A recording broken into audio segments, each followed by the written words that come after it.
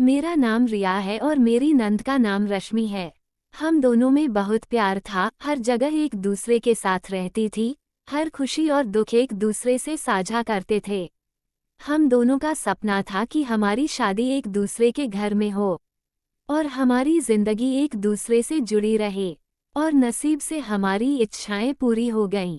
हमारी शादी एक दूसरे के परिवार में हुई। मैं मोहन की पत्नी बनी और रश्मि की राजू मेरे भाई से शादी की।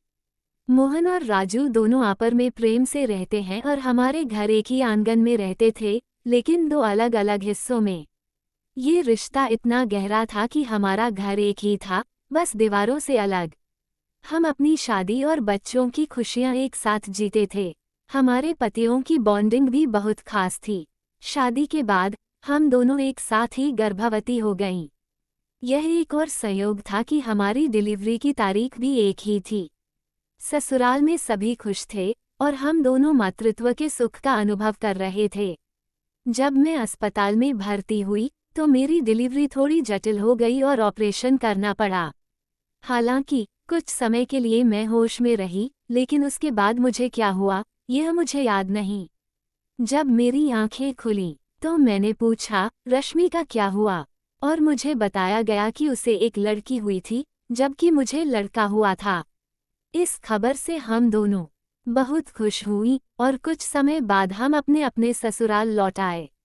शादी के बाद का समय बहुत मजेदार था। हम दोनों अपने बच्चों की देखभाल एक साथ करती थीं। कभी मैं रश्मि के घर जाती, कभी वह मेरे घर आती। हमारे बच्चे एक दूसरे के साथ खेलते और हम दोनों एक दूसरे से सलाह मशवरा करतीं। सब कुछ अच्छे से चल रहा था, लेकिन फिर धीरे धीरे कुछ अजीब सा महसूस होने लगा। मेरे बेटे का चेहरा पहले से कुछ अलग सा लगने लगा। वह न तो मेरे जैसा था, न ही मेरे पति मोहन जैसा, बल्कि वह रश्मि के पति राजू मेरे भाई जैसा लगता था।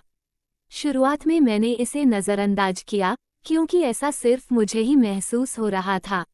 लेकिन जब दूसरे लोग भी यही कहने लगे, ये तो राजू का बच्चा है, तो मुझे थोड़ा आश्चर्य हुआ। मैंने मोहन से एक दिन मजाक करते हुए कहा, देखो, ये तो राजू जैसा दिखने लगा है। मोहन का जवाब कुछ असामान्य था। वो गुस्से में आ गए और बोले, तुम पागल हो गई हो, ऐसा कुछ नहीं है। मुझे लगा कि वह मुझसे मजाक कर रहे हैं, लेकिन उनका गुस्सा और अप्रत्याशित रिएक्शन मुझे चौंका गया। क्या कुछ था जो वे मुझसे छिपा रहे थे, या फिर मैं कुछ ज्यादा ही सोच रही थी? इस सोच के साथ मैं चुप रही और किसी से इस बारे में कुछ नहीं कहा। लेकिन फिर मुझे महसूस हुआ कि कुछ तो गड़बड़ है। क्या ये सच में मेरे दिमाग का असर था, या फिर कुछ और था जो मैं जान नहीं पा रही थी? फिर एक दिन मैंने रश्मि से हल्के अंदाज में कहा, तुम देखो, ये धीरे धीरे मामा जैसा दिखने लगा है। रश्मि मुस्कुराई, लेकिन उसकी मुस्कान में एक अजीब सी बात थी, जैसे वह कुछ छिपा रही हो। वह जल्दी से उठकर चली गई। अब मुझे यकीन हो गया कि कुछ तो ऐसा है जो मुझे नहीं बताया जा रहा। ये सोचते हुए मैंने एक दिन तय किया कि मैं इस बारे में कुछ जानने के लिए रश्मि के घर जाऊंगी। लेकिन मैं यह नहीं चाहती थी कि वह जान पाए कि मैं उससे कुछ पूछने जा रही हूँ। इसलिए मैंने बिना बताए अपने मायके जाने का निर्णय लिया। यह एक बहाना था, लेकिन अंदर ही अंदर मैं यही चाहती थी कि मेरी माँ मुझे कुछ बताए। मेरी माँ ने मुझे शांति से समझाया, रिया, तुझे लगता है कि कुछ हो रहा है, लेकिन ये सिर्फ तेरा भ्रम हो सकता है। तुमने जो सोचा वह सच नहीं हो सकता। लेकिन फिर माँ ने ये भी कहा, अगर कुछ हो रहा है तो शायद तुझे वक्त पर समझना होगा। कुछ महीनों बाद रिया के मन में सवाल और उलझनें बढ़ने लगीं। उसका बेटा, जो हमेशा राजू जैसा लगता था, अब और भी उसके जैसा दिखने लगा। लोग हमेशा यही कहते थे, ये तो राजू का बच्चा है। रिया को ये सब बिल्कुल ठीक नहीं लग रहा था, और जबकि उसकी याददाश्त में कभी कभी गुम हो जाती थे, उसे लगता था कि कुछ तो बहुत गड़बड़ है।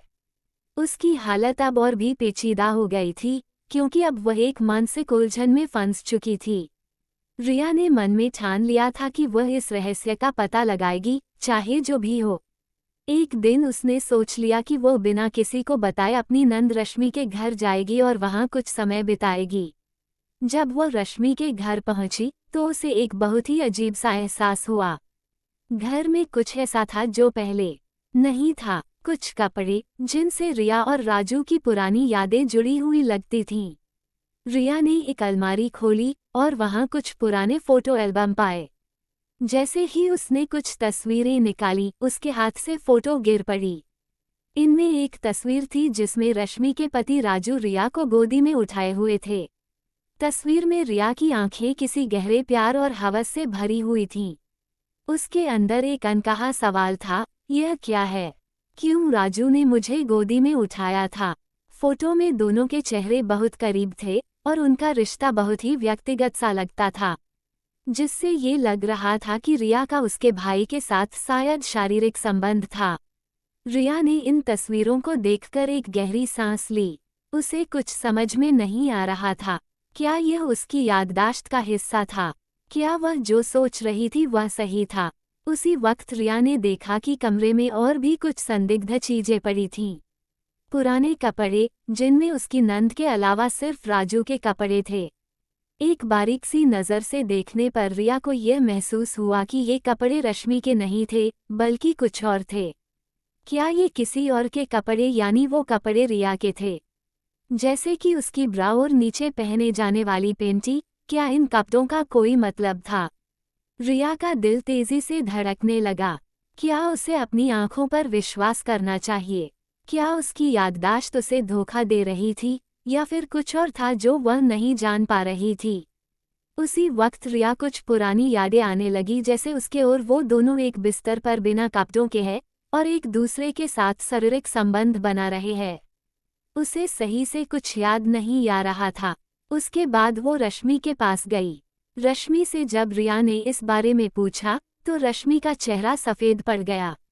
वो घबराई हुई सी दिखी और जैसे ही रिया ने उसे उन तस्वीरों के बारे में बताया, रश्मि ने डरते हुए कहा, रिया, तुम कुछ नहीं जानती हो। कुछ बातें हैं जो तुम्हें नहीं पता। ये सुनकर रिया के दिमाग में और भी सवाल उठने लगे। रश्मि ने उसे और कुछ भी कहने का मौका नहीं दिया और जल्दी से कमरे से बाहर आ गई। रिया को अब यकीन हो गया कि कुछ बहुत गड़बड़ है। उसने रश्मि और राजू के बीच एक गहरे रिश्ते का शक किया, लेकिन उसके पास ठोस प्रमाण नहीं थे। उसी दिन रिया को उसके डॉक्टर से एक रिपोर्ट मिली। ये रिपोर्ट उसके मानसिक स्वास्थ्य से जुड़ी थी, जिसमें पता चला कि रिया को एक प्रकार की भूलने की बीमारी है, जिसे अवधारणात्मक भूलने की बीमारी, डिसोशिएटिव एमनीजिया कहा जाता था।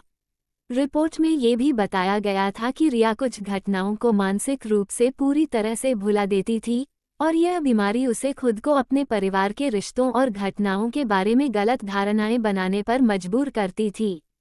रिपोर्ट पढ़ते हुए रिया के हाथों से कागज गिर गया। उसने घबराहट में फिर से रिपोर्ट पढ़ी। क्या इसका मतलब ये था कि रिया जो कुछ भी सोच रही थी, वो उसके दिमाग का ही हिस्सा था? क्या उसने सच में कुछ ऐसा देखा था, या ये सब उसकी मानसिक बीमारी के कारण था? अब रिया के मन में यह सवाल उठने लगा कि क्या वह सच में खुद से कुछ छिपा रही थी?